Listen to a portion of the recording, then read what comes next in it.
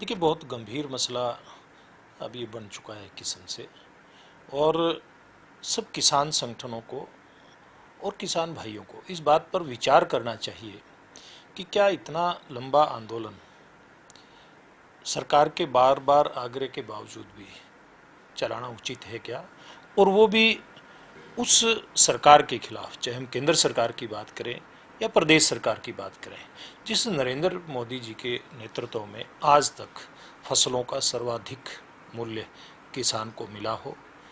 कभी मोदी जी के प्रधानमंत्री बनने के बाद डीएपी यूरिया बीज की किल्लत नहीं आई हो, हर चीज़ समय पर किसान को उपलब्ध करवाना और नए नए तरीके की योजनाएं लेकर के किसान की समृद्धि कैसे हो, किसान की आमदनी किस प्रकार से बढ़े, इस बात का विचार करने वाला प्रधानमंत्री। और हरियाणा प्रदेश में, क्योंकि हरियाणा प्रदेश में और दिल्ली के बॉर्डर पर कई स्थानों के ऊपर इस प्रकार की गतिविधियां रोड जाम करने की चली हुई हैं लगातार, और हरियाणा प्रदेश की अगर बात करें, हर किसान इस बात को जानता है जब से भारतीय जनता पार्टी की सरकार हरियाणा प्रदेश के अंदर आई, हम तुलना कर लें, इधर हरियाणा के पंजाब है, उधर हरियाणा के राजस्थान है, दो स्टेटों में कांग्रेस पार्टी की सरकार है।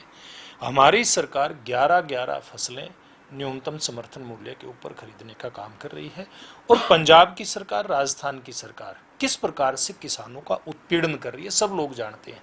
हमारे यहाँ सरसों की फसल, बाजरे की फसल किस भाव पर बिकती है, अगर बाजार के अंदर उसका भाव कम मिलता है तो भावांतर भरपाई देने का काम भी हमारी सरकार करती है। क्या राजस्थान और पंजाब की कांग्रेस पार्टी की सरकार, वहाँ किसान नहीं रहते क्या, उनको किसान दिखाई नहीं देते क्या? हमारी सरकार फल और सब्जियाँ, ये भावांतर भरपाई इनके ऊपर देने का काम करती है। क्या इस फल और सब्जी के किसान पंजाब और राजस्थान के अंदर नहीं है क्या?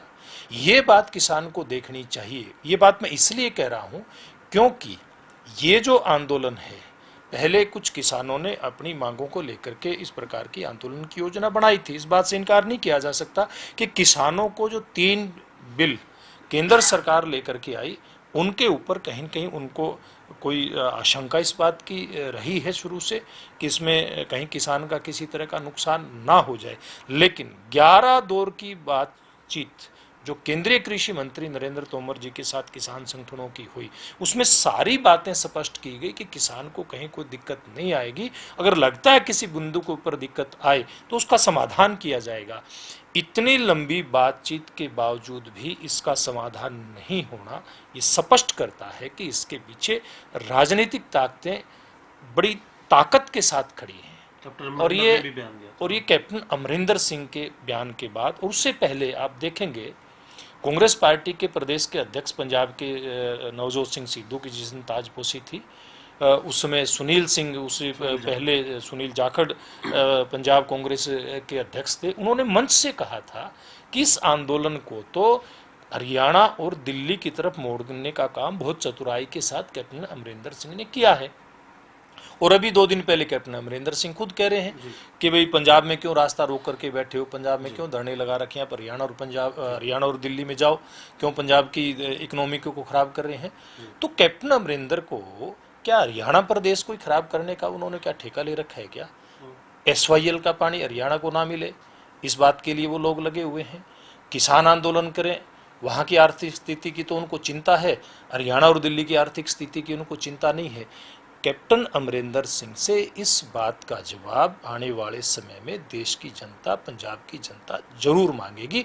अब मैं ये बात कहना चाहता हूँ कि सारी स्थिति किसानों के सामने है, इसलिए किसान भाइयों को बातचीत के ऊपर दोबारा से आना चाहिए। केंद्र सरकार नरेंद्र मोदी जी की बात करें, सर वो कह रहे हैं कि कहते हैं कॉल दूर है, लेकिन कौन सा नंबर है, कैसे बुलाया जाएगा? देखिए, एक बात बिल्कुल स्पष्ट है, प्रधानमंत्री जी और केंद्रीय कृषि मंत्री नरेंद्र तोमर जी दोनों ने बार बार पूर्व में भी आग्रह किया है, लेकिन कोई इस प्रकार की शर्त लगा दे कि बिल वापसी होगी तो बातचीत करेंगे, ये एक डेडलॉक इस प्रकार का आ गया। और मैं तो एक बात कहना चाहूँगा, ये जो आंदोलन है जिस धरती के ऊपर है, ये खाप पंचायतों की धरती भी है, किसान की धरती है, और किसान ही खाप पंचायतों में नुमाइंदे के तौर पे आज नहीं, सालों साल से बड़े बड़े फैसले करते आए हैं। और कभी भी हरियाणा प्रदेश में और इसके आसपास के क्षेत्र में कितना भी बड़ा मुद्दा हो, इस प्रकार का कोई डेड लॉक खड़ा होता नहीं है। जी। इसका और मतलब रास्ते को क्या लेकर है, के क्या कह रहे हैं सर? आपका इसका रास्ता मतलब जो क्या नहीं है कि चलेगा। कुछ ताकतें ऐसी है जिनको समझना पड़ेगा। राजनीतिक लोग तो इस बात को समझते हैं कि किस प्रकार की ताकतें हैं, तो किसान भाइयों को भी समझना पड़ेगा कि बातचीत के माध्यम से बड़े बड़े रास्ते निकले हैं, पूर्व में भी निकले हैं, वर्तमान में भी निकलेंगे और भविष्य में भी निकलेंगे।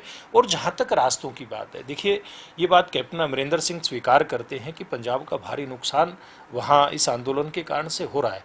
तो क्या हमारा नुकसान, जो हरियाणा प्रदेश का बड़ा हिस्सा एनसीआर में लगता है, उसके कारण से नहीं हो रहा है क्या? आज हमारी सोनीपत, राई और इस क्षेत्र की जितनी इंडस्ट्री हैं सारी प्रभावित हैं। उससे आगे हमारी बहादुरगढ़ झज्जर की सारी इंडस्ट्री प्रभावित है। आगे यानी कि पूरा बॉर्डर हम गुरुग्राम तक लेकर के चले तो आज वहाँ उद्योगपति हताश हैं, निराश हैं। अपना काम किस प्रकार से वो चलाएं, इस बात की चिंता उन लोगों को खाई जा रही है। लेकिन कुछ राजनीतिक लोग अपने तुच्छ राजनीतिक स्वार्थों की सिद्धि के लिए इतना बड़ा नुकसान कर रहे हैं। हमारे हरियाणा के किसान को भी सोचना चाहिए। हमारे सरकार आने के बाद हमने हजारों करोड़ रुपए किसान की फसल बर्बाद हुई तो उसको मुआवजे के रूप में दिया है। अगर हरियाणा प्रदेश की आर्थिक स्थिति खराब हो जाएगी तो किस प्रकार से हम आपको किसान लगता है को, रास्ता मिलेगा सर? मैं वही कहता हूं, अगर इस प्रकार से हमारी आर्थिक स्थिति खराब हो जाएगी तो किस प्रकार से हम किसान की मदद करेंगे? किस प्रकार से अगर हमारे पास यानी कि हरियाणा सरकार के पास खजाना खाली हो जाएगा तो भावांतर भरपाई योजना के तहत हम किसान की मदद कर रहे हैं, हम उसका बाजरा खरीद रहे हैं, हम उसकी सरसों खरीद रहे हैं, उसकी अन्य फसलें एमएसपी के ऊपर खरीदने का काम कर रहे हैं।